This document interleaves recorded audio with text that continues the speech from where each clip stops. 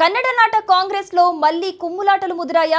CM కుర్చీకి హస్తం నేతలు ఎసరు పెట్టబోతున్నారా? ముఖ్యమంత్రి సిద్ధరామయ్య పరిస్థితి ఏంటి? ఎన్నికలు గడిచి 3 ఏళ్లు కూడా కాకుండానే అధికారం కోసం ఫైటింగ్ సాగుతోందా? ఒప్పందం ప్రకారమే డీకే వర్గీయులు పట్టుబడుతున్నారా? కర్ణాటక రాజకీయం ఎందుకు వేడెక్కుతోంది? అసలేం జరుగుతోంది? కాంగ్రెస్ హైకమాండ్ నెక్స్ట్ ప్లాన్ ఏంటి? Let's watch. కన్నడ నాట ఆసక్తికర పరిణామం చోటు చేసుకుంటుంది. కర్ణాటక సీఎం పీఠంపై రాజకీయ దుమారం రేపుతోంది. అధికార పార్టీలో సీఎం పీఠంపై చర్చలు జోరుగా సాగుతున్నాయి. మరోవైపు కొందరు నాయకులు కర్ణాటక ప్రదేశ్ కాంగ్రెస్ సమితి అధ్యక్ష స్థానంపై కన్నేశారు. దీంతో సిద్ధరామయ్య, డీకే పదవులపై ఉత్కంఠ నెలకొంది. సిద్ధరామయ్య ముఖ్యమంత్రిగా బాధ్యతలు చేపట్టి 2025 నవంబర్కు 2.5 ఏళ్లు పూర్తవుతుంది. నవంబర్ 15, 16వ తేదీల్లో ఆయన్ను గద్దెదింపి డీకే శివకుమార్ కు బాధ్యతలు అప్పగించే ప్రయత్నం జరుగుతోందన్నారు విపక్ష నేత ఆర్ అశోక్. ఆయన వ్యాఖ్యలు కర్ణాటక రాజకీయాల్లో దుమారం రేపుతున్నాయి. డీకే శివకుమార్ ముఖ్యమంత్రిగా త్వరలోనే బాధ్యతలు చేపడతారని ఎమ్మెల్యే హెచ్సి బాలకృష్ణ కూడా ఓ సభలోనే బహిరంగంగా వ్యాఖ్యలు చేశారు. కర్ణాటకలో ఎన్నికల ఫలితాల అనంతరం ఎవరు సీఎం పీఠం దక్కించుకుంటారు అనే సందిగ్ధత నెలకొన్నప్పటికీ అనేక బుజ్జగింపులు చేసి ఎట్టకేలకు సిద్ధరామయ్యకే పీఠం కట్టబెట్టారు. అయితే డిప్యూటీ సీఎంగా తనకు ఇష్టం లేకపోయినప్పటికీ హస్తం అగ్రనేతల మాట మేరకు డీకే శివకుమార్ అంగీకరించారు. అయితే సిద్ధరామయ్య సీఎం అయి 2 ఏళ్లు పూర్తయినప్పటికీ అన్నింటిలో డిప్యూటీ సీఎం ఉత్సాహంగా ఉండటమా, లేక పార్టీ వర్గాల సపోర్టుతో తానే ముఖ్యమంత్రిగా బాధ్యతలు చేపట్టేందుకు ప్రయత్నిస్తున్నారు. అధిష్టానం ఆశీస్సుల కోసమే డీకేఎస్ వేచి చూస్తున్నట్లు తెలుస్తోంది. దీన్ని వివాదం చేయవద్దని జాతీయ అధ్యక్షుడు ఖర్గే సూచించినా కుర్చీలాట మాత్రం నిరువుగప్పిన నిప్పులా కొనసాగుతూనే ఉంది.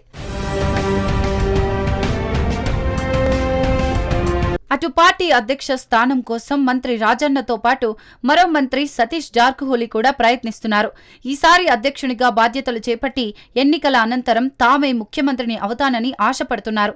కర్ణాటకలో పార్టీని అధికారంలోకి తీసుకురావడంతో సిద్ధరామయ్యతో సమానమైన పాత్రను శివకుమార్ పోషించారని ఎమ్మెల్యే బాలకృష్ణ పేర్కొన్నప్పటికీ కేపీసీసీ అధ్యక్షుడిగా, ఉప ముఖ్యమంత్రిగా జోడు పదవులు నిర్వహించలేకపోతున్నారని ఈ నెల 5న ఢిల్లీకి వెళ్లి శివకుమార్పై ఫిర్యాదు చేస్తానని ఇప్పటికే ప్రకటించారు మంత్రి రాజన్న.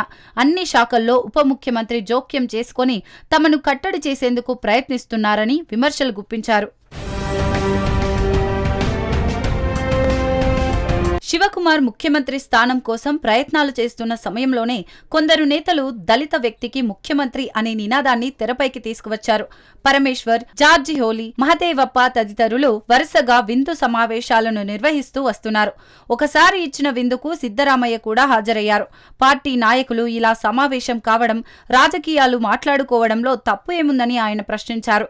అయితే తన పీఠాన్ని కాపాడుకునేందుకే సీఎం ఇటువంటి సమావేశాలను ప్రోత్సహిస్తున్నారని ఉప ముఖ్యమంత్రి వర్గం నేతలు ఆరోపణలు కూడా చేసినట్లు సమాచారం.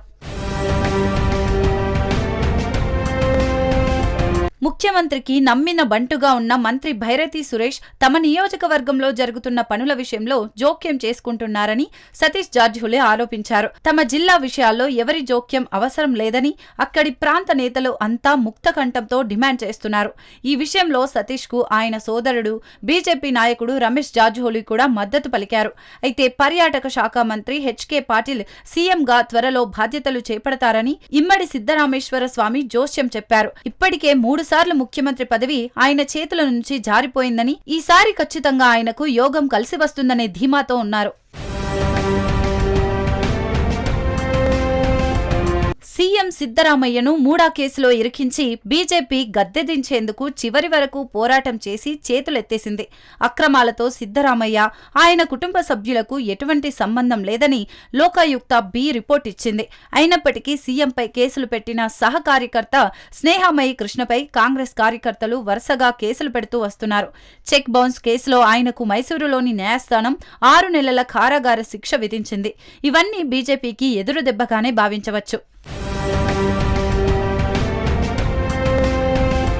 అధికార పార్టీలో ముఖ్యమంత్రి పీఠంపై చర్చలు తీవ్రతరమయ్యాయి. కుర్చీపై పలువురు కన్నేయడంతో గురుశిష్యుల పయనమిటనేది అందరిలో సందిగ్ధత నెలకొంది.